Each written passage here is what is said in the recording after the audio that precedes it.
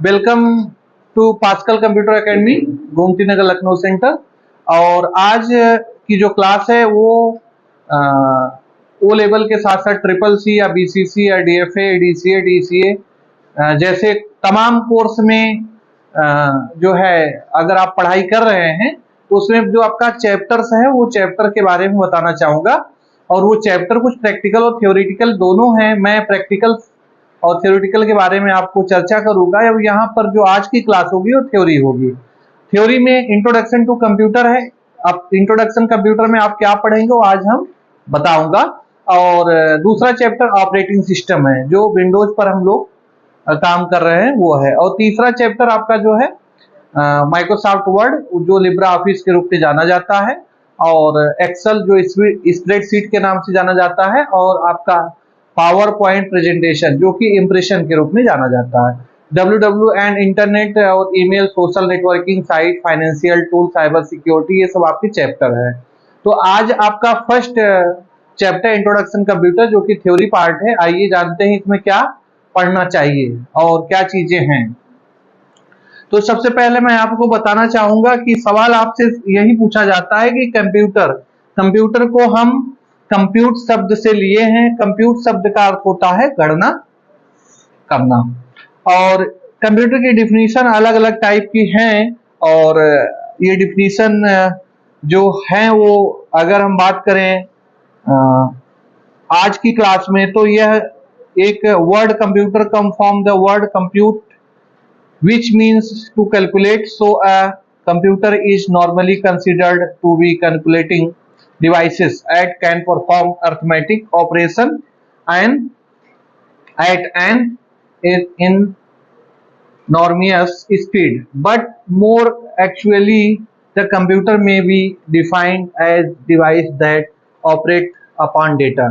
ये जो कंप्यूटर शब्द का इस्तेमाल किया गया है ये इसलिए किया गया है क्योंकि यह एक कैलकुलेटिंग मशीन है, यानी गणना करने वाली मशीन है। इस मशीन का इस्तेमाल फर्स्ट टाइम जो कॉन्सेप्ट आया इसका वो आया अबाकस से। अबाकस एक लकड़ी का बना हुआ फ्रेम होता था और वो फ्रेम में बहुत सारी लाइनें होती थे। इसमें छोटी छोटी गोटियां टाइप की होती थी जिनको हम गिनतारा के रूप में जानते हैं, और बचपन में पढ़ा भी होगा नर्सरी, केजी, एलकेजी या यूकेजी में।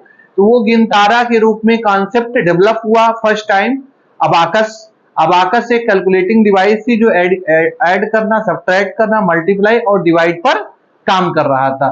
धीरे धीरे ऐसे ही डेवलपिंग के उस टाइम में एक ब्लेज पास्कल नामक साइंटिस्ट आए जिन्होंने पास्कलाइन नामक कंप्यूटर का डिवाइस बनाई। और ये डिवाइस जो है कैलकुलेशन के साथ साथ उसको स्टोर करने की भी, डेटा को स्टोर करने की भी कैपेसिटी इसमें आ गई थी। इसके आने के बाद जो है काफी और डेवलपमेंट हुआ। आगे चलकर एनालिटिकल इंजन आया और जो चार्ल्स बेबेज के द्वारा बनाया गया, और इस तरह से हम एनालिटिकल इंजन को कई वर्जन में लॉन्च किए, जिसकी वजह से वो इंजन काफी फेमस रहा। और उसमें हम चार्ल्स बेबेज का नाम को जो है आज कंप्यूटर के फादर के रूप में जानते हैं। तो ये जो आज का जो टॉपिक है, जो सिलेबस है, वो आपको M1R5 में किस पे डिपेंड है? चार्ल्स बेबेज पर, ब्लेज पास्कल पर और पास्कलाइन को डेवलप करने वाले ब्लेज पास्कल पर। तो आइए हम जानते हैं कि ब्लेज पास्कल ने जो पास्कलाइन को डेवलप किया वो कैसे आगे बढ़ा और किस तरह से काम इस पे चला, उसके बारे में हम समझते हैं। आपको एक नोट्स के द्वारा आपको बताना चाहेंगे कि इस टॉपिक में क्या क्या चीजें आपको बहुत इंपॉर्टेंट चीजें हैं जिनको हमें नोट डाउन भी कर लेना चाहिए और समझना भी चाहिए। अलग अलग डिफिनीशन अलग अलग बुक्स में हैं, लेकिन एक ऑथेंटिकेट डिफिनीशन आपको यहाँ पर शो हो रही है इंट्रोडक्शन टू कंप्यूटर सिस्टम की, क्योंकि इसमें सीधे सीधे ये बताया है कि computer is an electronic device. अब आपसे सवाल किया जाए कि ये इलेक्ट्रॉनिक डिवाइस क्यों है, तो क्योंकि ये 0 एंड 1 पर काम करती है। 0 एंड 1 क्या है? एक बाइनरी नंबर है, और बाइनरी नंबर जो होता है वो 0 एंड 1 को डिनोट करता है, यानी उसी को शो करता है। और आज की जो क्लास मैं आपको दे रहा हूं, ऐसी क्लास आपको देना है, यहां पर मुझे देना है।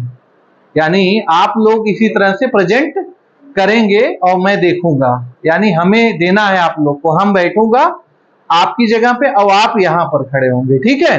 तो आप यहां पर कैसे प्रेजेंट करेंगे, क्या प्रेजेंट करेंगे, वो टॉपिक आप यहां देखिए कि आपको कोई टॉपिक दिया गया, उस टॉपिक को आपने स्टडी किया, स्टडी करके आपको यहां प्रेजेंट करना है। कैसे करना है वो आप मुझे देखिए, ठीक है ना।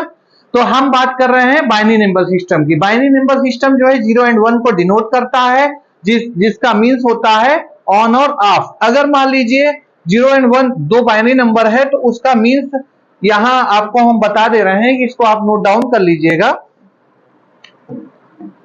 0 का मीन्स आप दुनिया की कोई भी डिवाइस देख लीजिए, 0 का मीन्स हर समय ऑफ ही होगा।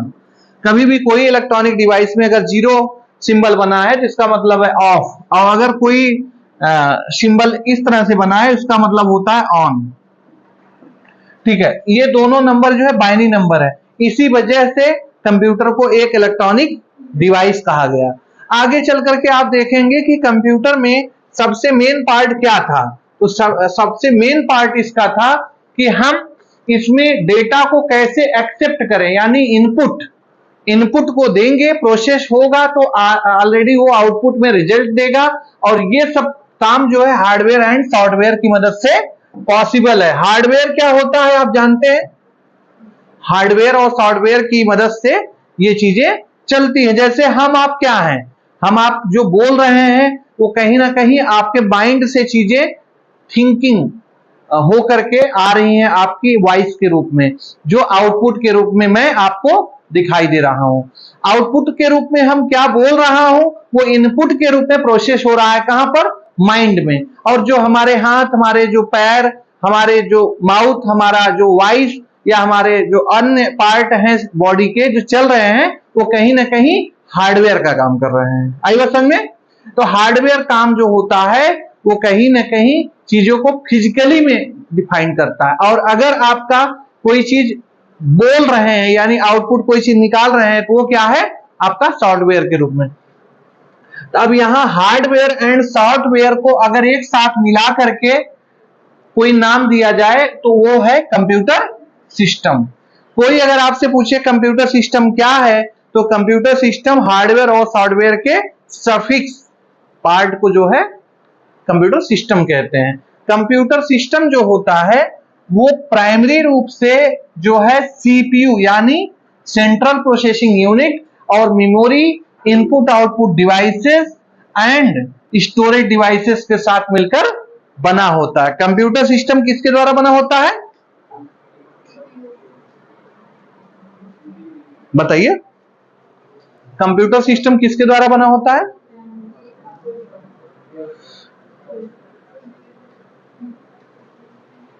देखिए आपको सामने यहां दिया है।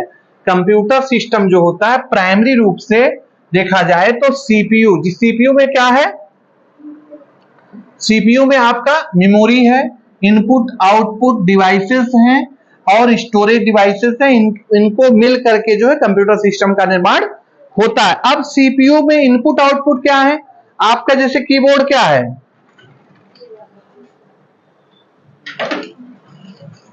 बता सकते हैं कीबोर्ड क्या है,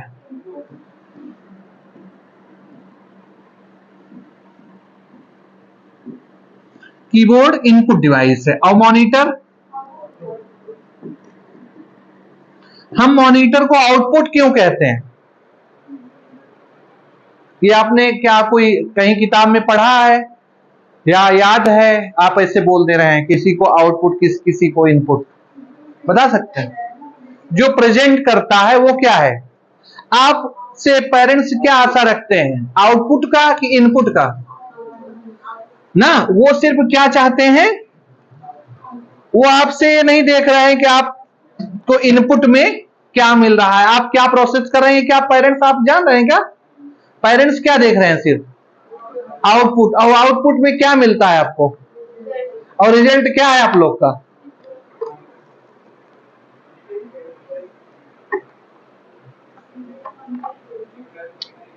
रिजल्ट क्या है,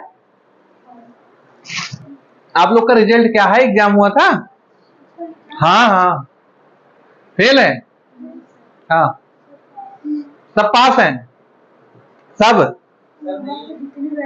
जो नए होंगे वो फेल होंगे पक्का ना, क्योंकि वो, हाँ, वो पेपर ही नहीं दिए, वो फेल है।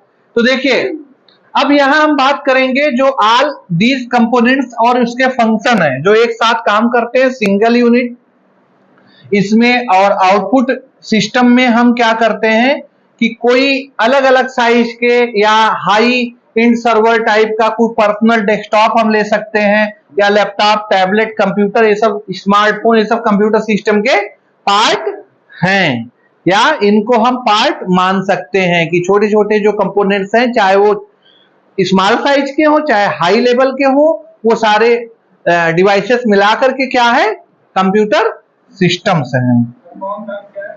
फॉर्म टॉप भी एक प्रकार का कंप्यूटर का ही पार्ट है जो हैंड हेल्ड टाइप का होता है, लेकर के चलते हैं लोग हाथ में। तो ये सब भी एक प्रकार की डिवाइसेस है, और ये सारी डिवाइसेस क्या है, कंप्यूटर सिस्टम का पार्ट है।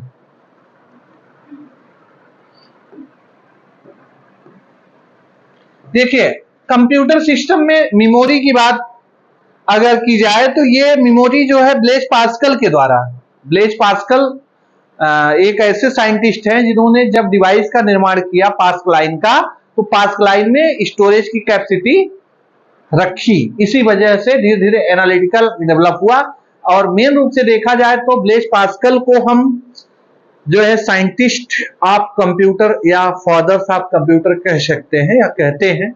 लेकिन क्या है, चार्ल्स बेबेज ने अलग अलग वर्जन में चीजों को लॉन्च किया, इसलिए उनको जो है हम फादर ऑफ कंप्यूटर कहते हैं। अब यहां हम देखेंगे कि जो सीपीयू है, सीपीयू के अंदर काम कैसे होता है। जैसे हम लोग को अगर भोजन मिल जाए बना बनाया तो बहुत अच्छे से खाते हैं ना, लेकिन उस भोजन को बनाने में, उस प्रोडक्ट के निर्माण में कितने चैन से होकर गुजरा होगा, कितना उसमें मेहनत लगी होगी, कितने लोग लगे होंगे, ये सब हम लोग नहीं कैलकुलेट करते हैं ना। लेकिन यहां देखिए, जब सीपीयू हमारा काम करता है तो सीपीयू काम कैसे करता है, देखिएगा। सीपीयू का पूरा नाम है सेंट्रल प्रोसेसिंग यूनिट। ये जब हम इनपुट देते हैं तो इनपुट ये ले करके इसके 3 फंक्शन होते हैं, एक प्राइमरी मेमोरी, एक कंट्रोल यूनिट और एक ALU logic, arithmetic logic unit.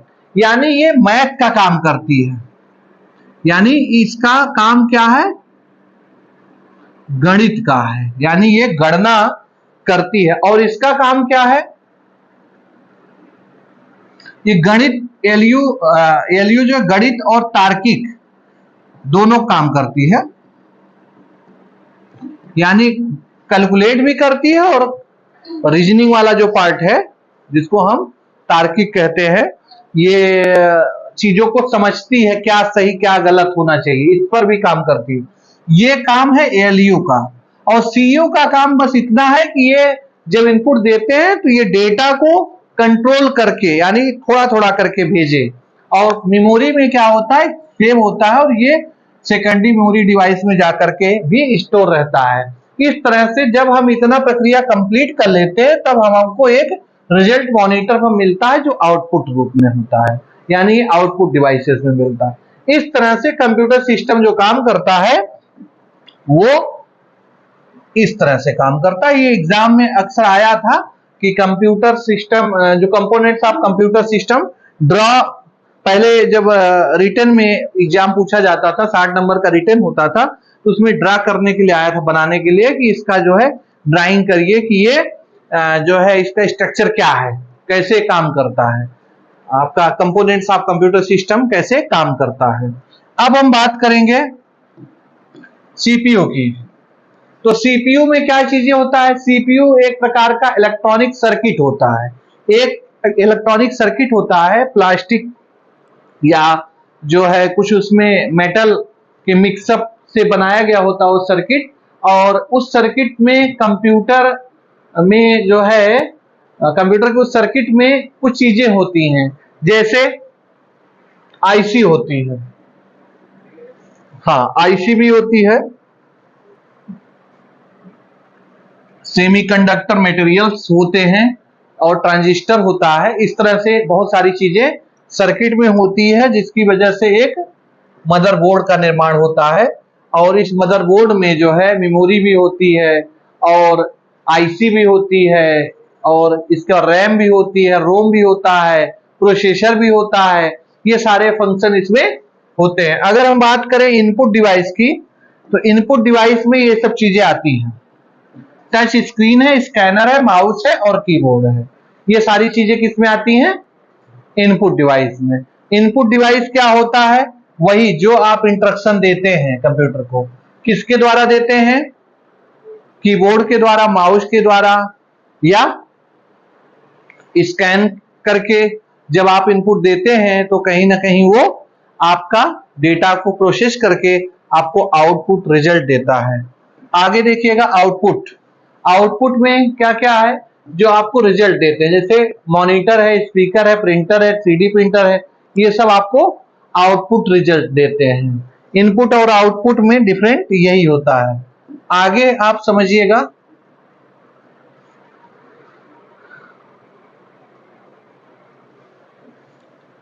Evolution of computer, computer का निर्माण, ये बहुत महत्वपूर्ण टॉपिक है, इसको समझिएगा थोड़ा।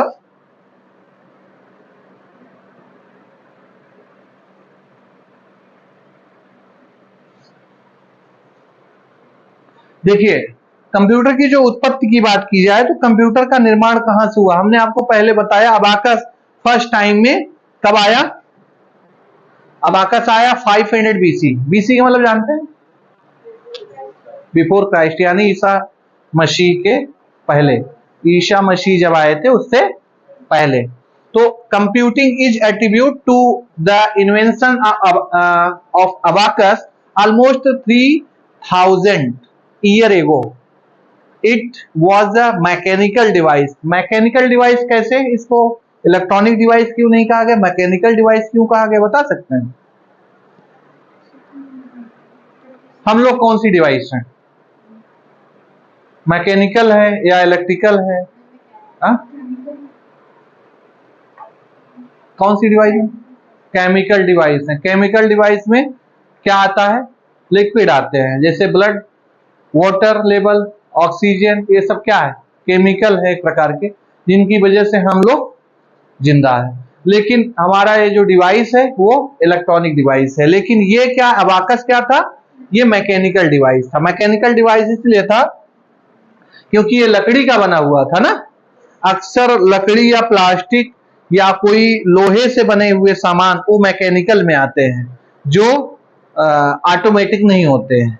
जब उसमें कोई इंजन शब्द का इस्तेमाल कर लिया जाए, जब कोई चीज इंजन के रूप में आ जाते हैं जिसमें हम एनर्जी देते हैं, ऊर्जा, तब वो कोई चीज इलेक्ट्रॉनिक में आ जाती है, अदरवाइज वो मैकेनिकल में ही रहता है।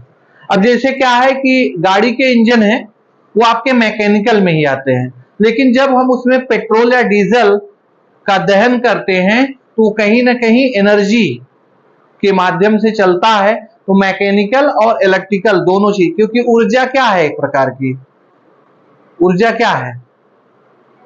एनर्जी क्या है? एनर्जी क्या है? इलेक्ट्रिकल है। तो कहीं ना कहीं इलेक्ट्रिकल और मैकेनिकल को मिला करके इंजन चलता है। अब यहां हम बात करेंगे, अबाकस के बाद दूसरे नंबर पे आता है 1642 में ब्लेज पास्कल ने इन्वेंशन किया था मैकेनिकल कैलकुलेटर का। किसका किया था? मैकेनिकल कैलकुलेटर का। इसका इस्तेमाल जोड़ने में, घटाने में, खासकर दो नंबर को डायरेक्टली मल्टीप्लिकेशन करने में और डिवाइड करने में, या उसी को रिपीट करना हो, एडिशन सब्ट्रैक्शन को रिपीट करने के लिए मेमोरी की रिक्वायरमेंट है। तो कहीं ना कहीं हम पास्ट लाइन से इसकी स्टार्टिंग देख रहे हैं, वो 1642 के बाद से स्टार्ट हो गया। इसके बाद आया एनालिटिकल इंजन, जो 1834 में आया। इसको चार्ल्स बेबेज ने इन्वेंशन किया था। और ये जो है मैकेनिकल कंप्यूटर जो डिवाइस है, इसका इस्तेमाल इनपुट में, प्रोसेसिंग में और स्टोरिंग में, डिस्प्ले करने में यानी आउटपुट देने में इसका इस्तेमाल किया जाता था। इसीलिए इसको हम एनालिटिकल को ही फादर्स ऑफ कंप्यूटर के रूप में चार्ल्स बेबेज को जानने लगे। एनालिटिकल इंजन की वजह से चार्ल्स बेबेज फादर बन गए। जैसे आपके फादर ऑफ नेशन कौन है? महात्मा गांधी। क्यों है, बता सकते हो? फादर ऑफ नेशन क्यों है? हा? और लोग का नहीं था?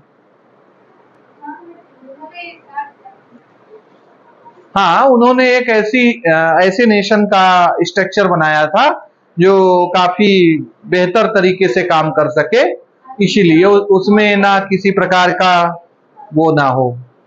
तो हाँ, तो ये जो है एनालिटिकल इंजन का भी कुछ ऐसा ही प्रोसेस था कि इसमें बहुत सारी चीजें आने की वजह से, बहुत सारे फंक्शन होने की वजह से यह जो डिवाइस है काफी फेमस हो गई। इसीलिए इसको फेमस होने की वजह से इसके जो साइंटिस्ट थे उनको फादर्स ऑफ कंप्यूटर कहा जाने लगा। ठीक है ना? अच्छा, चार्ल्स बेबेज के अलावा ब्लेस पास्कल भी हो सकते थे, क्योंकि शुरुआत तो कैलकुलेशन, क्योंकि हम लोग कंप्यूटर को क्या बोलते हैं? संगणक, यानी गणना करने वाली मशीन। और गणना करने वाली मशीन यानी कैलकुलेटिंग डिवाइस कहीं ना कहीं देखिए पास्कल ने ही स्टार्ट कर दिया था। तो फर्स्ट तो पौधा लगाने वाले यही हैं। लेकिन क्या है ना कि आजकल पौधे लगाने से कोई बहुत बड़ा वो नहीं बन जाता है, यानी किसी को जन्म देने वाले से बेहतर क्या होता है? पालने वाला। तो वैसे ही इन्होंने स्टार्टिंग तो पौधा लगा दिया, लेकिन उसको आगे बढ़ाने का कार्य इन्होंने किया इस वजह से। चलिए, अब हम इस पे नहीं उलझते हैं, आगे चलते हैं 1890 पर। 1890 की कहानी तब की है, ये समझ लीजिए कि वो जो 1857 की क्रांति थी उसके बाद की कहानी है ये, लगभग 1890 की। अब 1890 में क्या हुआ कि एक टैबलेटिंग मशीन आई। ये टैबलेटिंग मशीन जो है हरमन होलेरिथ नामक पर्सन ने डिजाइन किया था। ठीक है? हरमन होलेरिथ क्या थे? वो मतलब डेटा की सेमरी एक तैयार करने वाली मशीन बनाया। सेमरी का मतलब जानते हैं? सेमरी यानी कोई एक डेटा के रूप में स्टोर हो, और उसके लिए पंच कार्ड का इस्तेमाल किया। पंच कार्ड मतलब जैसे कार्ड हो इस तरह का,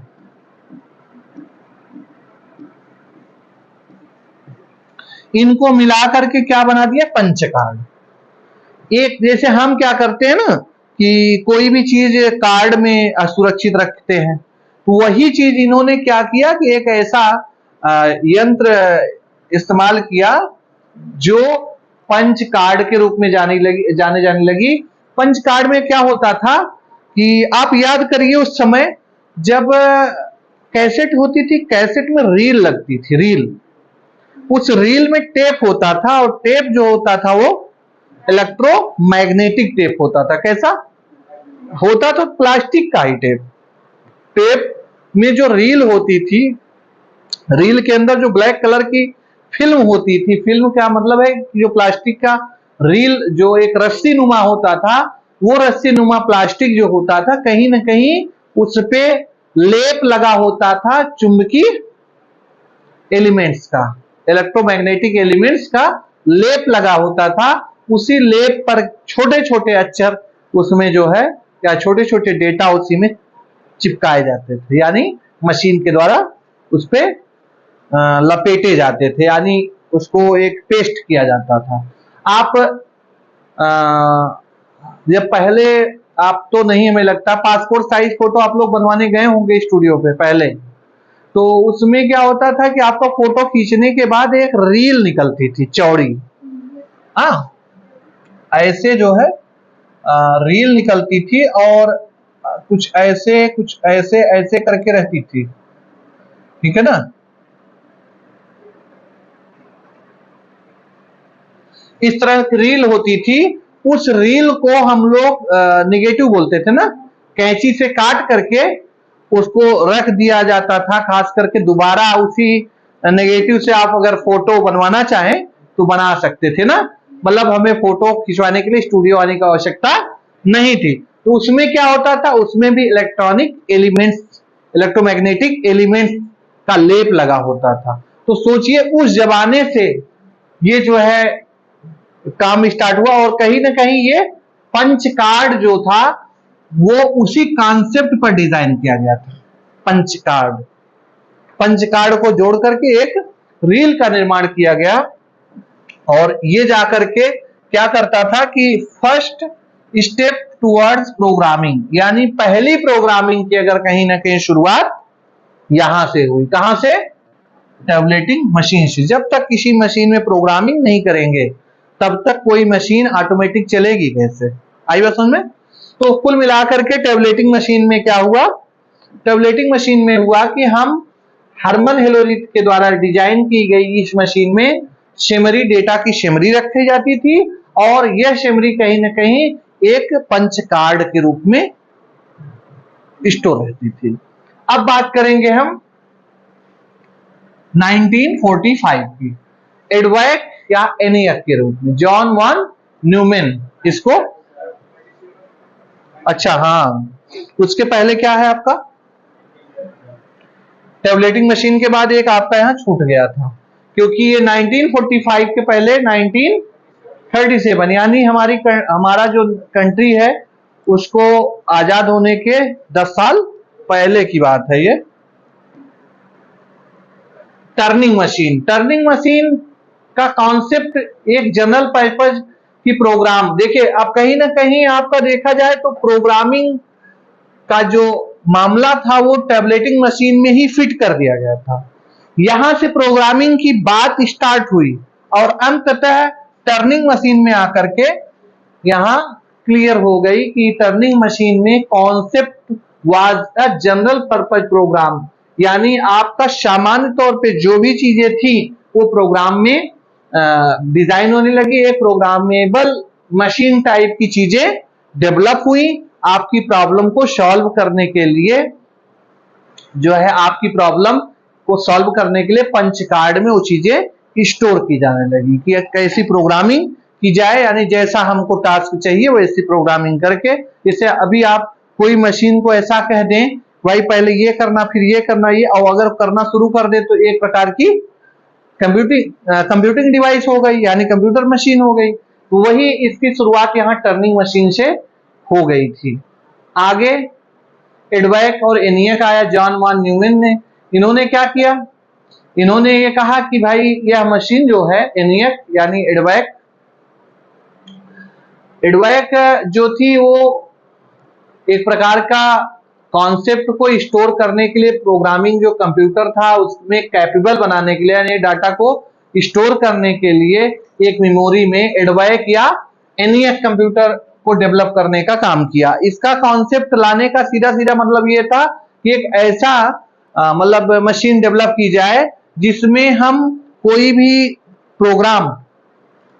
प्रोग्राम को वहां पर स्टोर कर सके, यानी उसके कैपेबिलिटी में ला सके, यानी मेमोरी में वो प्रोग्राम को सेव किया जा सके। कोई भी प्रोग्राम जब मेमोरी में सेव होगी तो वह कंप्यूटर कहीं ना कहीं ऑटोमेटिक काम करेगा। वो काम एडवैक और एनियक में लाया गया। फिर इसके बाद ट्रांजिस्टर आया। ट्रांजिस्टर में क्या है कि थोड़ा वैक्यूम ट्यूब थी, इसको रिप्लेस करके ट्रांजिस्टर लाया गया, क्योंकि जो बेल लैब के द्वारा लाई गई थी। क्या था कि जैसे आपने देखा होगा कि टेलीविजन बहुत वजनदार थे ना, काफी पीछे निकले हुए होते थे, वैक्यूम ट्यूब लगा होता था जिसकी वजह से वो टेलीविजन काफी भारी भरकम होते थे। कभी भी खराब हो जाए तो उसको बनाने के लिए बड़ा मेहनत करना पड़ता था, वहां तक ले जाओ या इलेक्ट्रीशियन वहां तक आए, ये सारी चीजें होती थी। तो ट्रांजिस्टर के आने के बाद या सेमीकंडक्टर के आने के बाद जो है काफी जो इलेक्ट्रॉनिक गैजेट्स थे वो फ्लैट में हो गए तो काफी हल्के भी हो गए और काफी उसमें क्वालिटी भी आई, पिक्चर क्वालिटी। आगे जब आईसी आ गई तो आईसी के आने के बाद, आईसी जो होती है सिलिकॉन चिप की बनी होती है, यह इलेक्ट्रॉनिक एक सर्किट होती है जो स्मॉल साइज से लेकर के आजकल बड़ी बड़ी साइज में आने लगी। आईसी के आने के बाद जो है चीजें और काफी बेहतर हो गई। जैसे मान लीजिए लाइट कभी आती है जाती है, हाँ, तो सारे इलेक्ट्रॉनिक गैजेट्स की कंपोनेंट ना खराब हो। तो आपने देखा होगा अक्सर जब इलेक्ट्रिक सर्किट होता है, कोई शॉर्ट सर्किट होता है तो आईसी उड़ जाती है। तो ऐसी कंडीशन में क्या, आईसी उड़ जाने का मतलब है आईसी खराब हो जाती है। तो आईसी सारा लोड अपने ऊपर ले लेती थी, जिसकी वजह से इलेक्ट्रॉनिक गैजेट्स भी काफी सेफ और सुरक्षित बनने लगे। इस तरह से जो है काफी डेवलप के बाद आज हम लोग अपने हाथ में मोबाइल और कंप्यूटर को देख रहे हैं। और वन न्यूमैन वन का एक आर्किटेक्चर है, उन्होंने इनपुट और सेंट्रल प्रोसेसिंग यूनिट और मेमोरी के द्वारा आउटपुट देना स्टार्ट किया था 1970 में। एक लार्ज स्केल इंटीग्रेशन जो एलएसआई का एक इलेक्ट्रॉनिक सर्किट बनाया, जो कि आज आपके सीपीयू में सिंगल चिप के रूप में माइक्रो प्रोसेसर के रूप में जाना जाता है। माइक्रो प्रोसेसर 1980 के दशक में आया। प्रोसेसर के आने के बाद जो है कंप्यूटर में काफी बदलाव आया। प्रोसेसर क्या था, वो कंप्यूटर की स्पीड को बढ़ाता था। यानी जब किसी कैपेसिटी कोई डिवाइस ऐसी आ जाए जिससे किसी की स्पीड बढ़ जाए तो डिवाइस काफी फेमस होने लगी। अगर आज हम कंप्यूटर को एक्सेप्ट किए हैं या कंप्यूटर बहुत बड़ी मात्रा में हमारी दुनिया में छाया हुआ है, तो उसमें कहीं ना कहीं प्रोसेसर का बहुत बड़ा इस्तेमाल है। First time IBM international business machine ने जो है इसको पीसी में लगा करके यूज किया था, और ये एप्पल इंट्रोड्यूस मैकिंटोश में जो है इसका इस्तेमाल हुआ था। वैसे प्रोसेसर के कुछ जनरेशन है जो 1940 से लेकर के 2020 तक जो है डेवलप होते गए। आजकल प्रोसेसर पेंटियम के भी आते हैं और भी कंपनियों के आते हैं, लेकिन ये जो पेंटियम है एक प्रकार का इंटेल का मॉडल है। इंटेल क्या है, एक प्रकार की कंपनी है जो कि प्रोसेसर को डिजाइन करने के लिए, डेवलप करने के लिए जानी जाती है। आप जब भी प्रोसेसर लेने जाएंगे तो इंटेल का ही प्रोसेसर आपको मिलेगा। लेकिन और भी आजकल एएमडी और सारे कंपनीज भी लॉन्च कर दिए, लेकिन सबसे बेहतर आपको, जैसे एक जमाना नोकिया का हुआ करता था मोबाइल में, उसी तरह से आज का जो जमाना है वो इंटेल का है। आप जब भी जाएंगे कोई डिवाइस लेने तो आपसे सबसे पहले ये सवाल पूछेगा, भाई आप स्टोरेज क्या चाहते हैं, प्रोसेसर कौन सा वर्जन चाहते हैं। प्रोसेसर जैसे ही आपने नाम लिया और आप अच्छी आज की अपग्रेड वाले नई टेक्नोलॉजी वाले प्रोसेसर मांगे तो आपको कॉस्ट ज्यादा देना पड़ेगा। समझ रहे हैं ना, चाहे मोबाइल हो, चाहे आपका कंप्यूटर हो, लैपटॉप हो, कुछ भी हो, प्रोसेसर का नाम लेंगे तो प्रोसेसर की वजह से आपको, अगर ड्यूल कोर हो, सिंगल कोर है। सिंगल कोर क्या होता है कि जो एक लेयर एक कोर का होता है, मतलब एक चिप लगी होती है। ड्यूल कोर का मतलब डबल होती है। अब मल्टी कोर के आ गए। अब उसमें मल्टी कोर में क्या है कि i3, i5, i7, i10 type के नए नए वर्जन आ गए, जिसकी वजह से कंप्यूटर काफी महंगे बिकने लगे। अब इसमें क्या है कि देखिए, प्रोसेसर के बाद आता है मेमोरी। मेमोरी बहुत इंपॉर्टेंट पार्ट है, और मेमोरी जो होती है यह कहीं ना कहीं रैम एंड रोम के रूप में जानी जाती है। और मेमोरी को मेजर करने के लिए हम निबल का इस्तेमाल करते हैं, बिट का इस्तेमाल करते हैं, बाइट का इस्तेमाल करते हैं। जैसे हम लोग जो है दूरी को मेजर करने के लिए किलोमीटर का करते हैं, किसी वजन को मेजर करने के लिए केजी का करते हैं, किसी लिक्विड का मेजर करने के लिए हम लीटर का करते हैं। उसी तरह से हम मेमोरी में डेटा, कितना डेटा हमारे मेमोरी में है, उसको हम निबल और निबल के साथ साथ जो है बिट, बाइट, किलोबाइट, मेगाबाइट, इसमें हम इस्तेमाल करते हैं। देखिए बिट क्या होता है, बाइट क्या होता है, ये आप समझ लीजिए। यहां पर जैसे आप देखिए, यहां से देखिएगा 4 बिट, यानी 4 बिट वर्ड जो है वो एक निबल कहलाती है। क्या, 4 शब्दों को क्या बोलते हैं, एक निबल। क्या, 4 शब्दों को मिलाकर क्या बोलते हैं, 4 शब्द 1001 या 1011 या 111, कुछ भी आप मान लीजिए, जो भी हो 101 के रूप में ही होगा। ये जो शब्द है इसमें 4 डिजिट को ले लीजिए, सिर्फ 4 डिजिट में एक निबल होगा। इस तरह से 4 निबल के बाद, 4 बिट के बाद, 4 बिट के बाद एक निबल आ जाएगा, और फिर 2 निबल मिला करके 8 बिट का निर्माण करते हैं। यानी 2 निबल यानी 8 बिट। 8 बिट को हम जो है क्या बोलते हैं, एक बाइट। बाइट के बाद क्या होता है, किलोबाइट। हम लोग शुरुआत कहां से करते हैं, केबी से, यहां से केबी से करते हैं, ठीक है ना। केबी के पहले क्या है, बाइट है। क्या है, केबी के पहले क्या है, किलोबाइट के पहले बाइट है। और बाइट जो होता है वो 8 बिट के बराबर होता है ना। 8 बिट के बराबर क्या होता है, 1 बाइट। और 4 वर्ड यानी 4 निबल, 4 निबल किसके बराबर होता है? हाँ,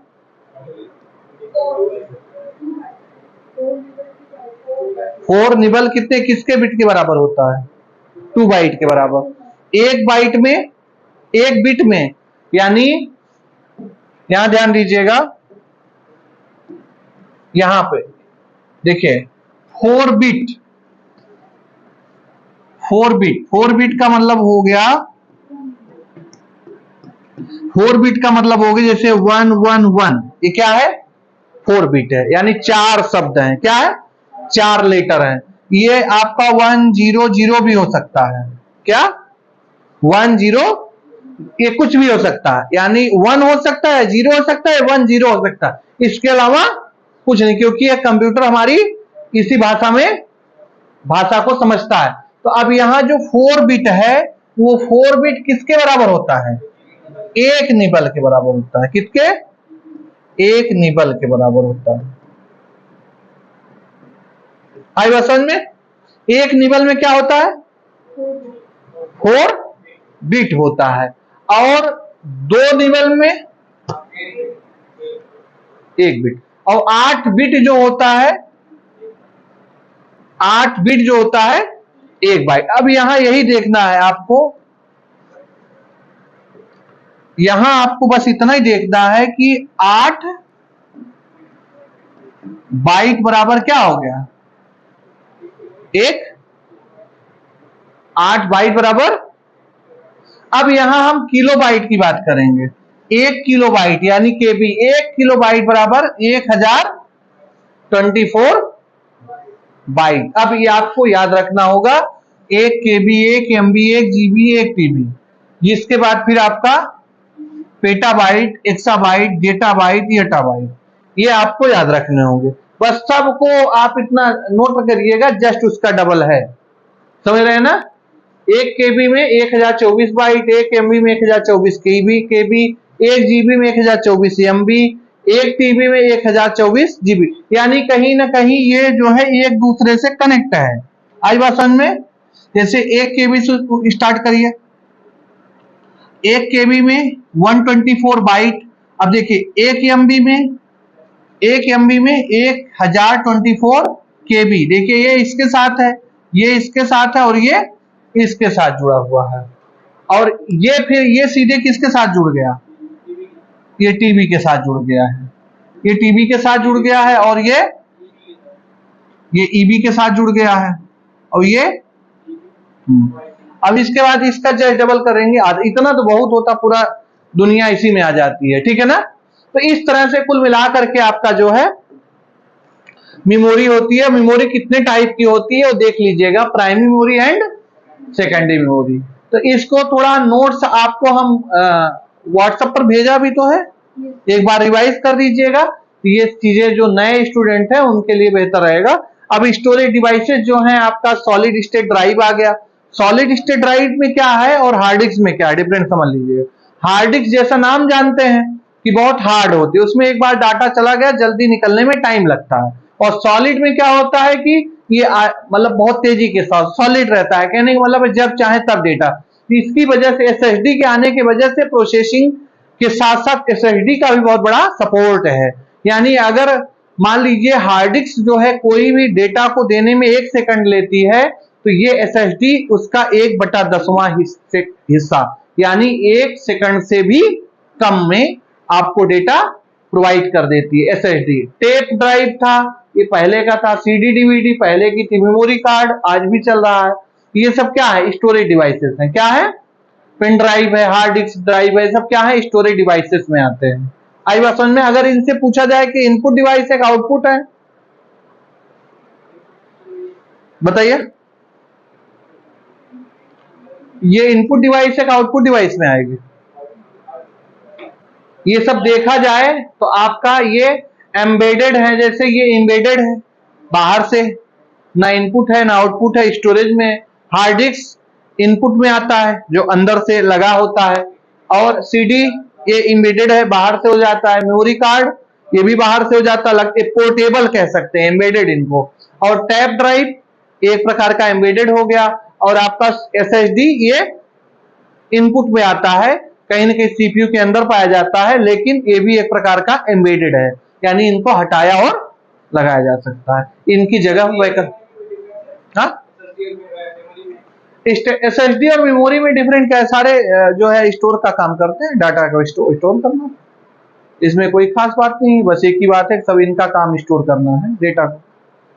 बस ये है कि इसमें फ्लेक्सिबिलिटी ज्यादा बेहतर रहती है, कोई भी डेटा स्टोर करो तुरंत आपको डिस्प्ले करेगा, तेजी के साथ ये काम करता है, बस यही डिफरेंट है। तो ठीक है, आज के लिए इतना रखा जाए। अब आपकी नेक्स्ट क्लास जो होगी, वो नेक्स्ट क्लास में क्या आप पढ़ेंगे, नेक्स्ट क्लास में आपको data transfer between memory and CPU, हम ये नोट से आपको भेज दे रहे हैं, ठीक है। ये आप पेजेस इसको एसटीडी कर लीजिएगा, एसटीडी करके आइएगा, तो इस पे आपको प्रेजेंट करना है, ठीक है ना। हम भेज दे रहे हैं आपको, सब लोगों को एक एक पेजेस दे दे रहा हूं, आपको यहां प्रेजेंट करना है, ठीक है। यहां तक तो पढ़ा दिया हूं, ठीक है, ये पढ़ा दिया हूं।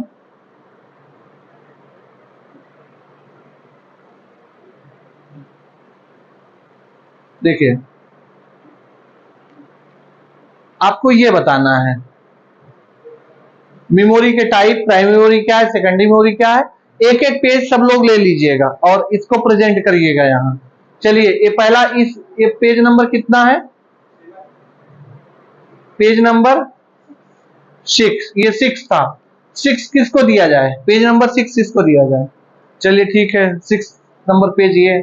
7 नंबर कौन लेगा, 7 में ये है,